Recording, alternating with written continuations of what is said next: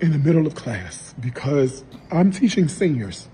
These kids are leaving high school and going to college, hopefully, after they finish. They shouldn't be going to college. Not what you, go They ahead. should not be going to They college. shouldn't be seniors. That too.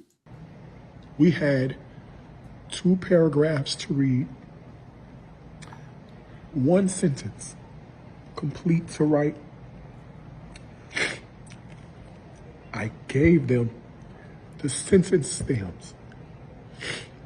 I basically completed the sentence for them in the model. These are 17 and 18-year-old kids, and they couldn't fill in 4 words. 4 words. I gave them the scenario. We annotated together. I gave them the answers before we even had the problem. And they couldn't do it. I don't know.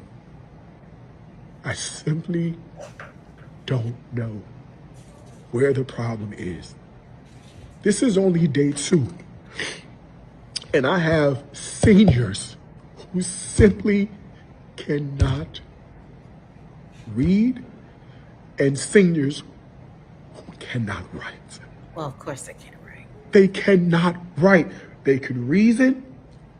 They have the ability to defend their reasoning if it's talking to their homeboy, but applying that to a written text, 2 paragraphs, and they couldn't do it. Our young black men, our young brown men, our young black girls, and our young brown girls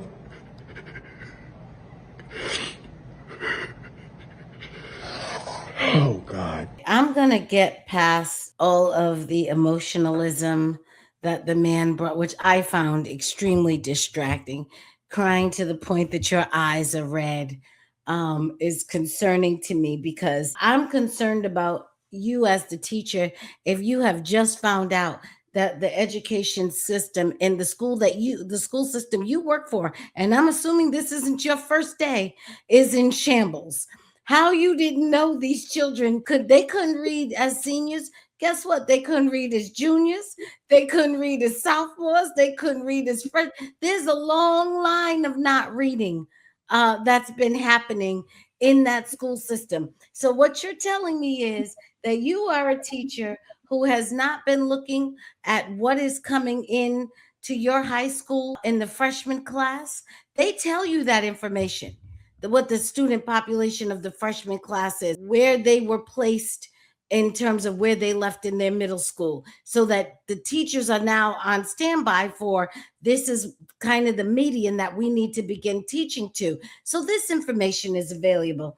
I assume maybe it's guilt that got your eyes red and tearful right now, that you've been collecting a check, participating in this teachers union, and receiving all of the benefits at something that you're playing at called school, which you know is really a jobs program for teachers and is a babysitting service for parents. That's what these people call school. It's a jobs program for teachers and it's a babysitting service for parents. Let me tell you what the danger in this is real. It's nothing to do with this crying man. It is us, the citizens, the society, who should be red-eyed and teary-eyed because this apparently is the future. Let me tell you what reading is.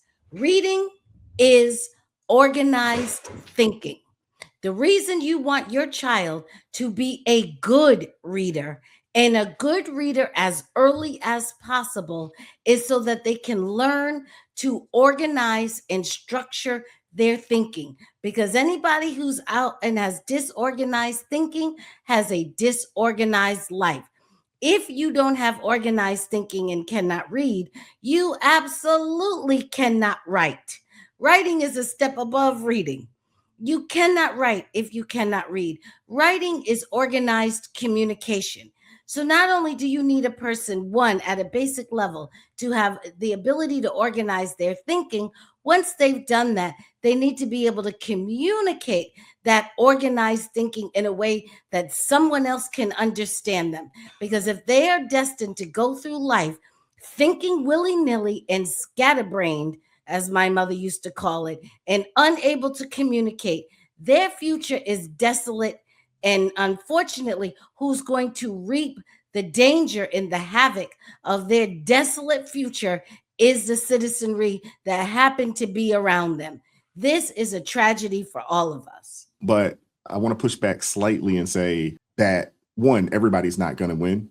We don't get to choose our parents, and we don't get to choose the school systems that, well, as kids, you don't get to choose the school systems that you are, being brought up in. What they're doing is showcasing, and what he just showcased, in a very weak and effeminate way, is that there are going to be waves of people who are going to be in what is considered that permanent underclass, because there are some students out there that can do this.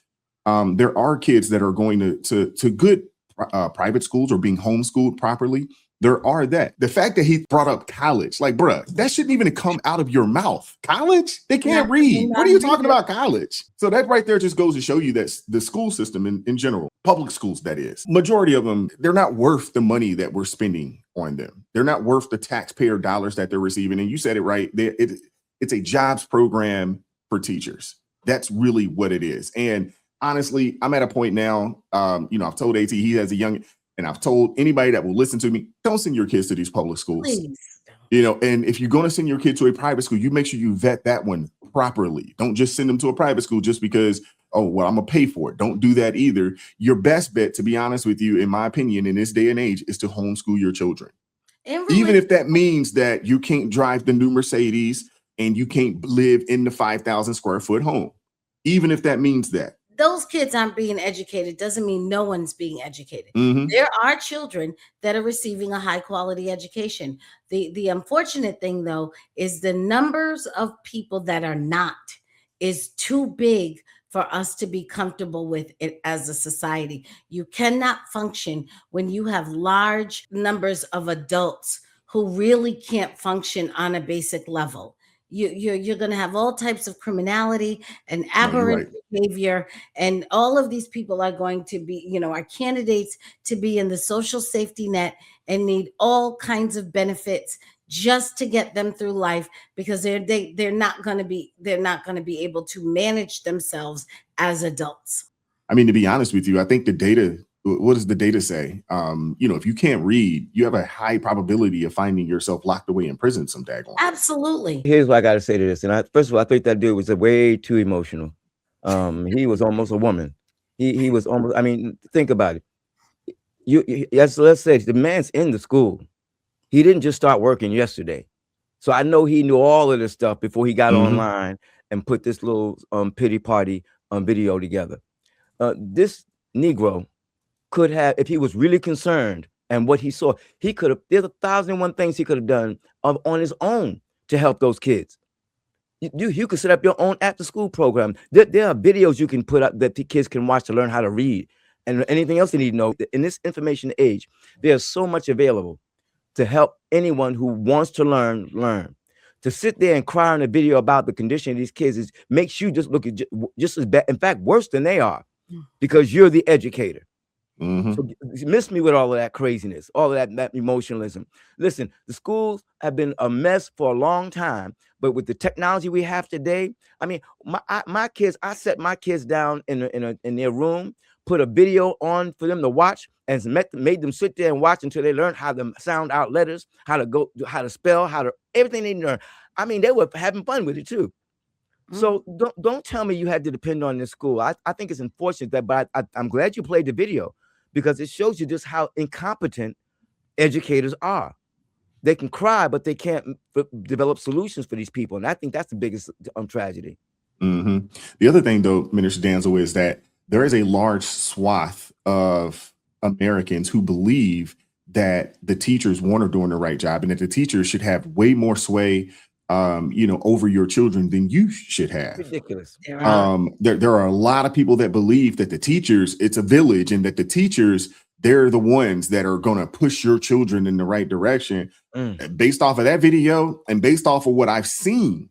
There are other clips. There's a clip, and I was going to show it, because I knew it would get under AT skin. There was one of those non-binary teachers out there talking about how they're teaching their kids about the pronouns, and my teachers aren't going to call me a Mr., Miss, or Mix, or whatever they use, or whatever. They're just going to call me Chase. And I'm sitting there like, wait, what? Yeah. Like, what is going on here? So, when Celeste says, oh, this is a jobs program for teachers. They don't care about educating these kids. Most of the teachers don't care about the children in that way. They care about indoctrinating the children. That's why they're so concerned with, hey, they need to go to college.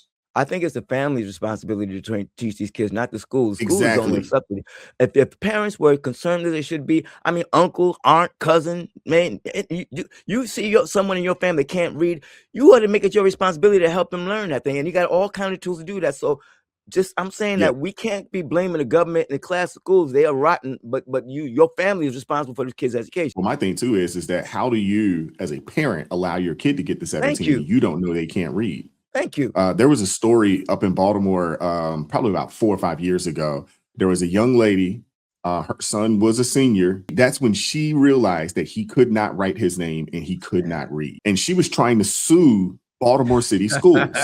Ben Crump showed up. Crazy. Ben Crump showed up because he was thinking like, oh, we're going to sue the school system. And he realized he can't sue the school system over this. So, of course, he wasn't there long, but he did pull up and he did a press conference about how it's a travesty and so forth and so on. And then I think he realized like, yo, you can't win this. And he rolled up out of there. And then they ended up taking the kid from senior year and moved him back to freshman year. They didn't send him back to like middle school or elementary school like Billy Madison, but they did send him back to freshman year and allowed him to start over. I'm not going to disparage the teachers. My best friend from since I was 12 years old is a teacher. My other best friend from college is a guidance counselor in public schools. And I think the problem is, yes, there's indoctrination. Y'all have heard me say this 1,001 different ways, but it starts at home. I watched the first day of school videos, and a woman put money across a second grader's hands like this, and the kid was standing out there with the money. Another one was flashing money like this. You're in like second grade. Why are you having your kids take pictures like that? I saw a mother teaching her daughters basically, when you walk into your first day of school, I showed them attitude. The little girl is flipping middle fingers and things like that. And I'm like, that's what you're teaching your kids to go to do in school. Hey, Crystal, did you see the video? It was 2 of them. I think they're sisters. You could tell. I don't think they got the same dad, but they're sisters. No. And the little girl was like, "F you mean?" This is like, and they look like I think she said they were 4th grade and first grade. First grade was the youngest one. We watched it this morning. Yep. Yeah. I'm like, wow. There's the problem. Yeah. There you go. So you look at that, and the reason why I said I'm not going to disparage the teachers in this instance, because I have been on the phones with my best friends that are frustrated like this man because they feel like their hands are tied. Because when parents don't want to do anything, my best friend will call the call the parents. Your child is not doing the homework. Your child is not doing this. I give homework. I do this. And to the point where she's frustrated. My other best friend, who's the guidance counselor working with the seniors, calling the parents saying, your child is not going to graduate because your child can't read. Your child can't do this. What are you doing at home? And the parents say nothing. They're leaving messages. They're sending emails. They're doing everything. And then come graduation day, the parent wants to roll up in the school and want to fight my friends. They want to fight them. Because what you mean my child not graduating? Why they can't read? So when I made the 101 phone calls to you, you didn't want to answer the phone. You didn't want to respond. You didn't want to take care of your child. Listen. As I told y'all so many different ways, when I was a child, my summer was not a summer. That's why, people talk about summer. There wasn't really no summer.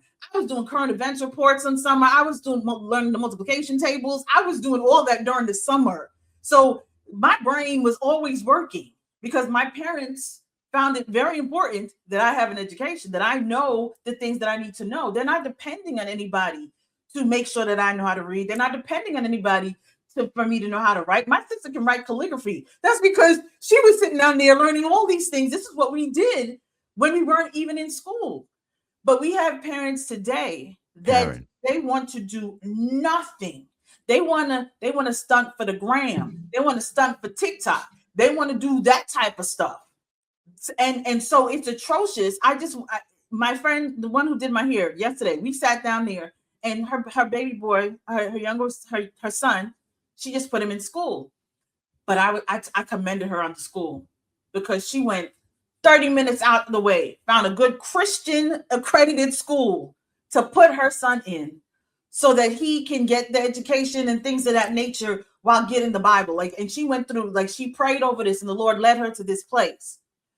And I told her, I said, I'm proud that you did that. I said, because they're kids, they can't even, and I pulled up a video, and it was this guy asking these people, adults, the word apple. How many consonants are in the word apple? No. How many vowels? No, he said consonant. No, he did consonants. Oh, I seen the one with the vowels. They were talking about the vowels. It was just they didn't even know what a vowel is. They had no idea.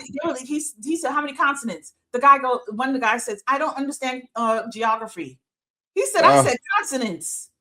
And these are grown people. These aren't children. These are grown people. They don't know what consonants are. They can't tell you the vowels. They don't know this. They don't know that.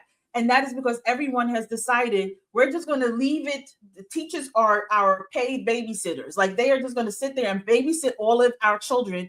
We don't care if they could read. We don't care if they could write. We don't care if somehow or the other there's an EMP type of situation and there's no kind of technology, electronic. We got to go back to analog time. They can't even read the clocks. They can't do anything.